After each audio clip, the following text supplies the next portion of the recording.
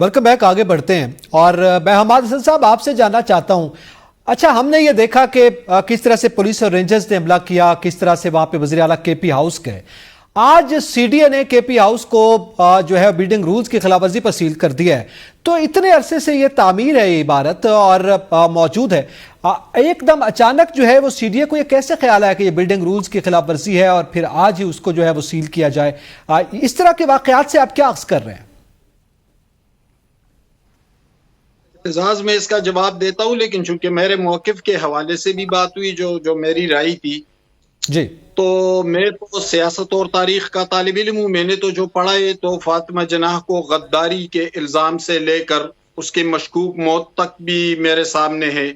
मेरे सामने तो 5 जुलाई 1977 की वो रात भी है जब ब्रिगेडियर बिल्ला ने नुसरत भुट्टो को बालों से पकड़कर घसीटा था और एक वैन में डाल दिया था, और फिर बेनजीर भुट्टो और नुसरत भुट्टो सक्कर और हैदराबाद के जेलों में मौत की चक्कियों में रहे, हत्ता कि जुल्फिकार अली भुट्टो का चेहरा तक नहीं देखने दिया गया।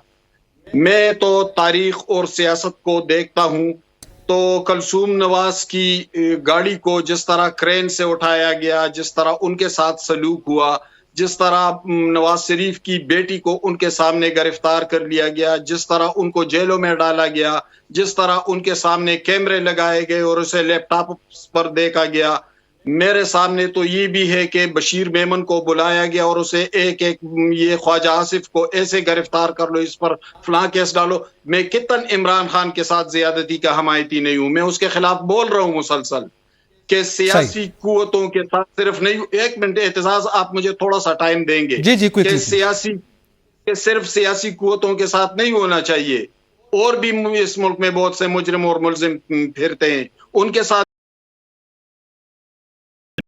उस निजाम को सबसे ज्यादा कुव्वत क्या इमरान खान ने फराहम नहीं की। जब जस्टिस वकार सेठ ने एक डिक्टेटर को फांसी की सजा सुनाई तो इमरान खान कहां खड़े थे? अगर वो उस वक्त जस्टिस वकार को पागल कहने की बजाय उनके साथ खड़े होते तो आज ये सूरत हाल न बनती शायद। दूसरी बात यह है कि उन पे मुश्किलात तो मैंने आपके सामने थोड़े से गिनवा लिए, अगर आप कहें तो मैं घंटे तक गिनवा सकता हूं, बता सकता हूं। रही पीटीआई की बात, वहां पर पीटीआई के अंदर लड़ाई तो अब कोई ढकी छुपी बात है भी नहीं। अब तो वहां पर एक और लीडरशिप उभर रही है अली अमीन गंडापुर की सूरत में, और अली अमीन गंडापुर को हटाना इतना आसान भी नहीं। वो शेर अफजल मरवत नहीं है कि वो अपने इलाके में भी नहीं रहते और यहां से पीटीआई का टिकट लेकर मकबूलियत के घोड़े पर सवार होकर कौमी असम्बली में आ जाएंगे और फिर उनको गिराना आसान था। अली अमीन गंडापुर इस वक्त सूबे के वजीर आला है, पूरी इंतजामी मशीनरी उनके हाथ में है, उन ब्यूरोक्रेसी उनके हाथ में है, एमपीएस फंडिंग सारे उनके पास है, उनके पुश्तिबान भी है कि ये रोज रोज सर शाम गायब हो जाते हैं, जलसों में पहुंचते नहीं है। तो हम बच्चे तो नहीं, हमने तो 20-25 साल सहाफत की, इन टेक्टिक्स को, इन हरकियात को तो हम समझते भी हैं, इनको देखते भी है। अली अमीन कमजोर आदमी नहीं है, वो मंजर पर उभर रहे हैं। इमरान खान किसी दूसरे पॉपुलर लीडर को बर्दाश्त नहीं करते और वो अली अमीन को गिराना चाहते हैं। अली अमीन डी चौक कब पहुंचे थे, मुझे बताया जाए कब? मैं मौजूद था डी चौक में, इब्राहिम शायद आए थे, उन्होंने देखा होगा, हम सहाफी मौजूद थे। अली अमीन तो डी चौक नहीं आए, वो तो सीधे खैबर पुख्तनख्वा हाउस चले गए थे। फिर 6-6:30 बजे के दरमियान उनकी लेकिन हमाद साहब हुई थी। ये तो सवालात हैं, यकीनन वो वहां से गायब हुए और उसके बाद वो असेंबली में आए, इस पे हम बात कर चुके हैं। लेकिन ये जो सीडीए कर रहा है कि जनाब ये तजावुजात हैं, ये क्या मामला है? तो ये तो हमेशा यही होता है ना, यही तो मैं कह रहा हूं कि ये उस वक्त कानून और आइन उस वक्त याद आते हैं जब कोई आप का मुखालिफ हो जाता है या वो आपके निशाने पर आ जाता है। देखे, नवाज शरीफ और उसके खानदान और उसके साथियों के खिलाफ क्या कुछ होता रहा, लेकिन क्या आज हो रहा है? आज नहीं हो रहा है, क्योंकि नवाज शरीफ उनके साथ एक पेज पर है। कल इमरान खान के 350 बनी गाला को साकिब निसार रेगुलराइज कर रहा था, उस वक्त तो आईन कानून कोई नहीं था। आज कई अशरे पहले बने खैबर पुख्तनख्वा हाउस के रेगुलराइजेशन पर भी सवाल उठाए जा रहा है, उसके बिल्डिंग के हवाले से भी सवाल उठाए जा रहे हैं। تو یہ دیکھیں یہ ہوتا رہا ہے. آپ کہتے ہیں یہ ہوتا ہے اور اب بھی وہی صورتحال کا ہمیں سامنا ہے. اب نسیم صدیقی صاحب، آپ کے نزدیک آپ دیکھیں ایک صوبہ ہے، اس کا یہ خیبر پختونخوا ہاؤس ہے، اور ظاہر ہے یہ صوبہ وفاقی اکائی ہے. جو کچھ یہ صورتحال آپ دیکھ رہے ہیں، کیا یہ مزید تفریق کو ہوا نہیں دے رہے؟ بالکل آپ نے درست کہا کہ پہلے ہی صوبائیت جو ہے وہ ملک میں بہت زیادہ پھیل گئی، اور جو چھوٹے صوبے ہیں وہ یہ سمجھتے ہیں کہ ان کے ساتھ بہت زیادہ زیادتی ہو رہی ہے. اب آپ دیکھیں کہ جب آپ نے اسٹیبلشمنٹس کے ساتھ مل کے عمران خان کو گرانا تھا تو آپ نے اس وقت سندھ ہاؤس کا استعمال کیا. یہ سندھ ہاؤس ہو گیا، آزاد کشمیر ہاؤس ہو گیا، یہ وفاق کی نمائندگی کرتے ہیں اور وفاق میں موجود ہے. آپ کو پتا ہوگا کہ جس طرح اسلام آباد کے اندر ڈپلومیٹک ہاؤس ہے تو آپ اس میں برٹش ایمبیسی کے اندر داخل نہیں ہو سکتے، ان کے اپنے رولز اینڈ ریگولیشن ہے اس کے اندر. آپ امریکن ایمبیسی کے اندر کوئی فورسز داخل نہیں ہو سکتی، ان کے اپنے رولز اینڈ ریگولیشنز ہیں. اسی طرح اگر پنجاب ہاؤس ہے، خیبر پختونخوا ہاؤس ہے، ان کے اپنے رولز اینڈ ریگولیشن ہیں، ان کا اپنا تقدس بھی ہے. وہاں پہ آپ اندھادھند نہیں گھس سکتے کہ آپ وہاں پہ اندھادھند گھس گئے، رینجرز کو بھی لے گئے، پولیس کو بھی لے گئے، وہاں پہ تلاشیاں ہو رہی ہیں، اس کے شیشے توڑ دیے گئے. اس طرح نہیں ہوتا. اس طرح صوبائیت بہت زیادہ پھیلتی پھولتی ہے. آپ کو پتا ہے کہ پاکستان دہشت گردی کے لپیٹ میں، اور ہماری پاک فوج جو ہے اس کے جوان اپنی جانوں کی شہادتیں پیش کر رہے ہیں، نوجوان جو ہے شہید ہو رہے ہیں.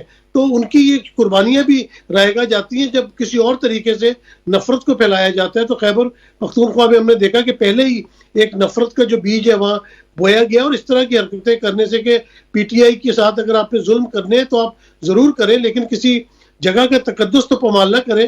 بالکل صحیح کہا حماد صاحب نے کہ آپ کو تب باتیں یہ یاد آتی ہیں جب کوئی اپوزیشن میں ہوتا ہے. ایک وقت تھا کہ مسلم لیگ نون کے دفاتر کو اسی طرح گرایا جاتا تھا یا سیل کر دیا جاتا تھا، جس طرح حماد صاحب نے پیپلز پارٹی دور کی مثالیں دی. اس وقت بینظیر بھٹو، نصرت بھٹو جتوئی صاحب ہو گئے، حفیظ پیرزادہ صاحب ہو گئے، پوری پارٹی کا شرازہ بکھر گیا تھا، بلکہ بکھیر دیا گیا تھا.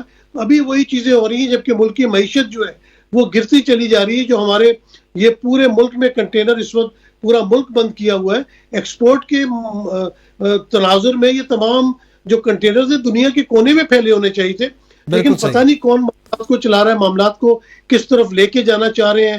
12 کروڑ سے زیادہ نوجوان ہیں، ڈگریاں ہاتھ میں لے کے وہ پھر رہے ہیں، ان کی روزگار کا کوئی بندوبست نہیں ہے.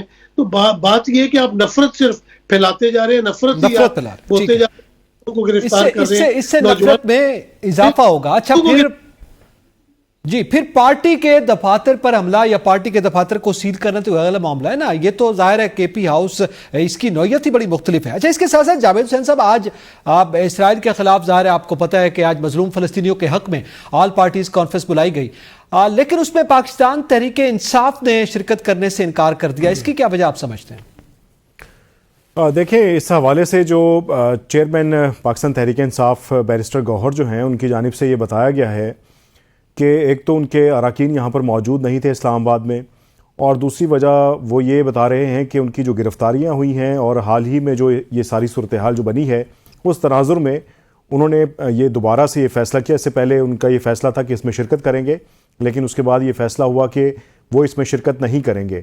اور جو بات ہوئی ہماری ان سے، اس میں بالخصوص انہوں نے اس بات پہ فوکس کیا کہ ان کے اراکین بھی آس پاس کہیں موجود نہیں ہیں، جس کی وجہ سے وہ کوئی شرکت کرنے کا پلان نہیں بنا رہے. تو اس حوالے سے آپ کو یہ بھی بتائیں کہ ان کی عدم موجودگی جو ہے وہ ایک سوالیہ نشان ہے کہ یہ تمام کے تمام اراکین جن کے بارے میں یہ کہا جا رہا ہے کہ یہ قیادت مرکزی قیادت ہو یا ایم این ایز ہوں، یہ منظر یہاں پر کیوں نہیں آ رہے، اور یہ جو احتجاج ہو رہا تھا اس میں بھی دکھائی نہیں دے رہے تھے. تو اس کی بڑی وجہ یہ ہے کہ جو بانی پی ٹی آئی کی جانب سے جو پارٹی قیادت کو ڈائریکشن دی گئی ہیں، جو ہمیں بتایا گیا، جو سیکرٹری اطلاعات ہیں وقاص اکرم شیخ، ان کی جانب سے ہماری ملاقات ہوئی تھی، اس میں انہوں نے بتایا کہ یہ ایک اسٹریٹجی ہے ان کی پارٹی کی کہ کسی ایم این اے کو بانی چیئرمین نے منع کیا ہے کہ وہ کسی پروٹیسٹ میں نہیں جائے گا اور گرفتاری سے وہ بچتا رہے گا. تو اس حوالے سے جو ہمارے پاس معلومات ہیں اس میں بتایا گیا کہ تمام ایم این ایز اور ان کی فیملیز کو اس وقت انڈر گراؤنڈ کیا گیا ہے، چھپایا گیا ہے، کیونکہ پاکستان تحریک انصاف کے اراکین کو یہ خدشہ ہے کہ ان کی فیملیز کو اٹھانے کے بعد ان کو بلیک میل کیا جاتا ہے، اور پھر آئینی ترامیم کے حوالے سے جو معاملہ ہے اس میں بھی کہیں ان کو استعمال کیا جا سکتا ہے. تو اس حوالے سے ایک انہوں نے پری ایمپٹیو میئرز کے طور پر اپنے تمام ایم این ایز کو کسی بھی ریلی کو، کسی بھی جلسے میں یا کسی احتجاج میں جانے سے ان کو روک دیا ہے، اور اسی سلسلے میں جو صوبائی ایم پی ایز ہیں ان کو یہ تمام ذمہ داری دی گئی ہے کہ وہ اپنے اپنے جو یونٹس بنائے گئے ہیں وہاں سے موبلائزیشن لوگوں کی کر کے وہ ان لوگوں کو لے کر آئیں گے اور پھر سی ایم جو ہے اس کو لیڈ کریں گے. تو یہ ایک ان کی حکمت عملی کا ایک حصہ ہے. اور اسی تناظر میں جیسا کہ آج جو اے پی سی تھی اس کی وجہ بھی یہی بنی کہ اس میں انہوں نے شرکت نہیں کی، اور اس کے بغیر ہی آج تمام سیاسی جماعتیں اس میں شامل تھیں. لیکن کیونکہ بڑا ایک مسئلہ تھا بین الاقوامی سطح کا، اور اس کی پاکستان سفارتی سطح پہ، سیاسی سطح پہ ہر طرح کی حمایت بھی کرتا ہے، تو اس میں ایک جیسچر جو ہے وہ پازیٹیو یہی جانا چاہیے تھا کہ تمام سیاسی جماعتیں اس میں موجود تھیں. بے شک کوئی ایک ممبر جا کے اس میں اپنی نمائندگی کرتا، پاکستان تحریک انصاف کو شامل ہونا چاہیے تھا. ٹھیک ہے. اچھا، اب اس میں ابراہیم عباسی صاحب، ظاہر ہے یہ ایک بڑا پیغام تھا، عالمی سطح پہ یہ پیغام جائے گا. پاکستان کا ایک موقف ہے اور بڑا پرانا موقف ہے آزاد فلسطینی ریاست کے قیام کے حوالے سے. ظاہر ہے اس میں تمام سیاسی جماعتوں کو شرکت کرنی چاہیے تھی، لیکن اس کے ساتھ ساتھ جن جماعتوں نے شرکت کی اس میں جو بڑی مولانا صاحب تھے، آصف علی زرداری صاحب تھے، اسی طرح بڑے میاں صاحب تھے، چھوٹے میاں صاحب تھے، یہ سارے. اس حوالے سے کچھ اطلاعات آئی ہیں کہ آئینی ترامیم کو لے کر بھی کچھ بیک ڈور پہ ڈسکشن ہوئی ہے اور اس حوالے سے بھی کچھ معاملات کو آگے لے جانے کی بات کی گئی ہے.